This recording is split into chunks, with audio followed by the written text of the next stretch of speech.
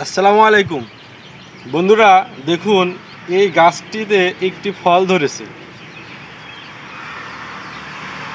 এই গাছটি তার হাত দিয়ে তার ফলটিকে কিভাবে আটকে ধরে রেখেছে, ঠিক মা যেমন তার সন্তানকে বুকের মাঝে জড়িয়ে ধরে রাখে, ঠিক তেমনি ভালোবাসার এক আবির্ভাব ঘটেছে কিন্তু এই ফলের মাঝে, এই লতার মাঝে।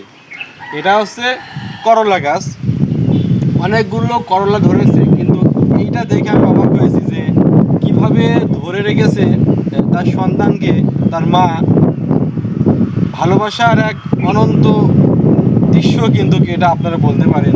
তবে এই করলা প্রত্যেকটা থোপায় থোপায় কিন্তু ধরেছে, দেখেন এই যে এখানেই কিন্তু সাইডটা, সরি যেখানে আরও ফুল ফুটেছে অনেকগুলো, মানে প্রত্যেকটা ডালে ডালে। আর ও যে এখানেও আছে অনেকগুলো দেখলাম, এই যে দেখুন কি সুন্দর হয়েছে করলা গাছটি। তবে এটা দেখে আমি সত্যি অবাক হয়েছি যে কিভাবে তাকে জড়িয়ে ধরে রেখেছে, যাতে সন্তান তার বুক ছিঁড়ে চলে না যায়, ঠিক মানুষের মতো বা অন্যান্য প্রাণীদের মতো। লতা পাতা গাছপালাদের মধ্যেও কিন্তু ভালোবাসা আছে, কিন্তু আমি এটা দেখে খুবই অবাক হলাম যে এই ভালোবাসাটা এভাবে কিন্তু থাকবে না।